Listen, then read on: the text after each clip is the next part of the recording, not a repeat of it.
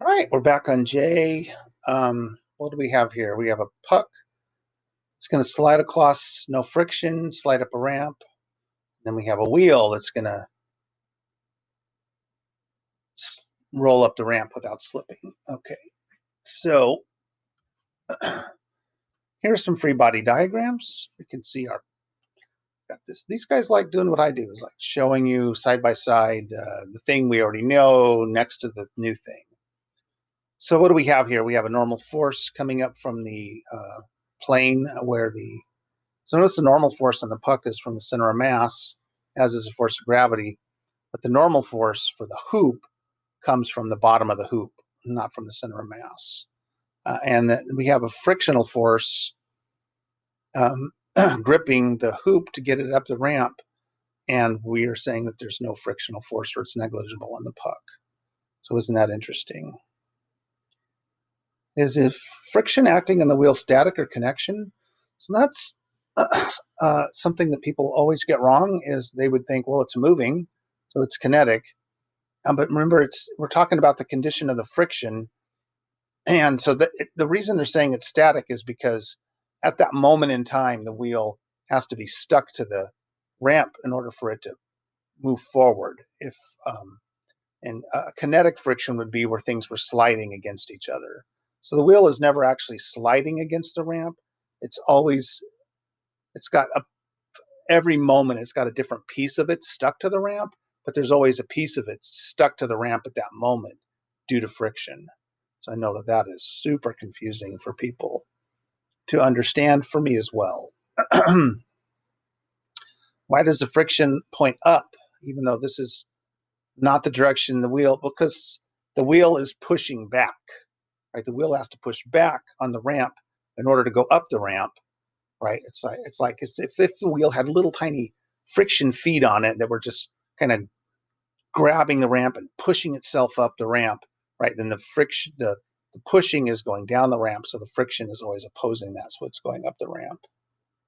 Here are some words in red that you could read.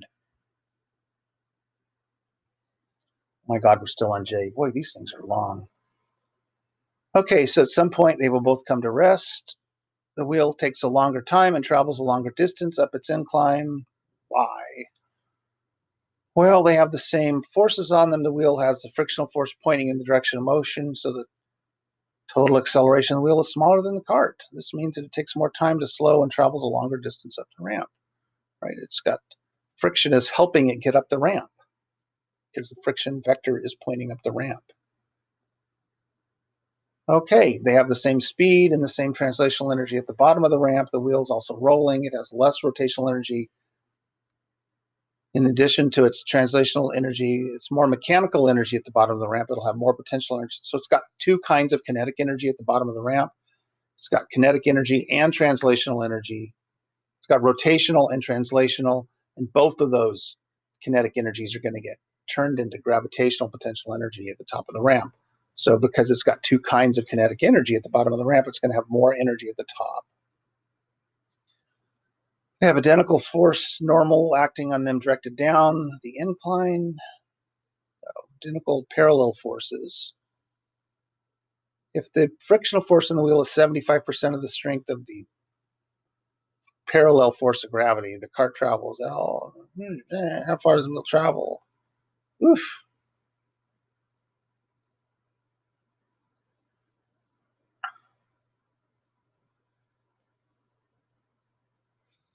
Okay. 4 times farther up the ramp if it's got 1/4 the strength, 1/4 as much of the acceleration. Same force, they have the same mass. The net force on the wheel is 1/4. Oof. Okay. Oofda.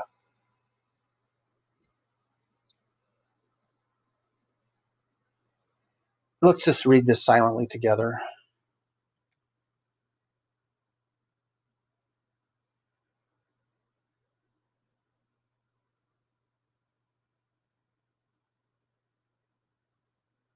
Hmm.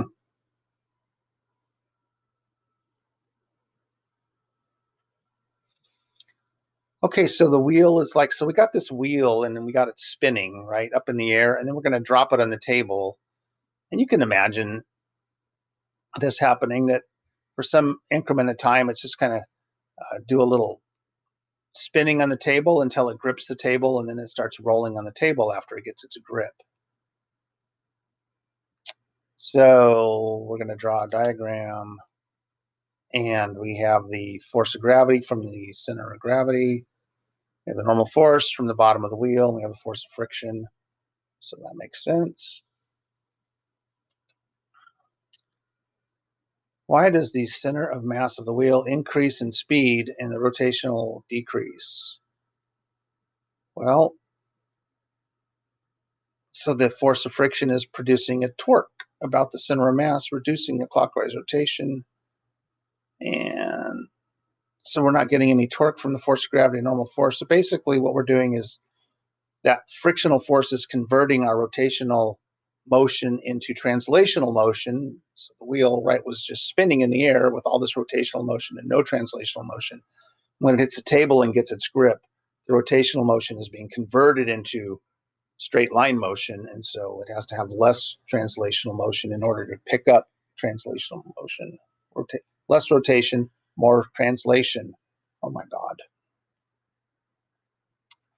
Dominique derives an expression for period. That big capital T is period, which is how long it takes the wheel to go around one time. We're going to learn a lot more about that in the next unit. It obtains the incorrect expression mu omega naught r over 2g. How can one know that this expression is not plausible? If the coefficient of friction were bigger, the time it would take for the wheel to stop slipping and begin rolling would be larger. Logic says if the coefficient of friction were bigger, then the force of friction would be bigger, and the acceleration would be bigger, and the time would be smaller. It would take long. If it was more friction, it would take less time for the wheel to grip the table and start rolling. So they're saying mu, the coefficient of friction, which is that funny looking u, that should be in the bottom orator. Dominique experiments with different wheels and finds that regardless of the values of r or mu, the final motion of the wheel is to roll without slipping with a linear speed 1/2 v naught and angular speed 1/2 omega naught. Draw graphs of the linear and angular speeds of the wheel. And so you can see the table has a low coefficient of kinetic friction. And so this is V graph, and this is the omega graph. When we have a low friction, our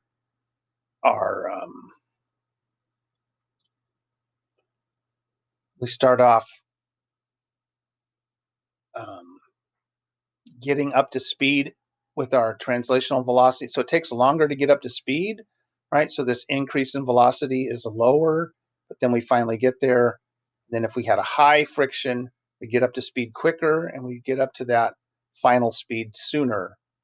And the opposite with omega, um, it takes longer for us to use up our rotational motion and get to an equilibrium speed on the low friction, and then we drop our omega faster on the high friction because we're getting up to speed over here faster.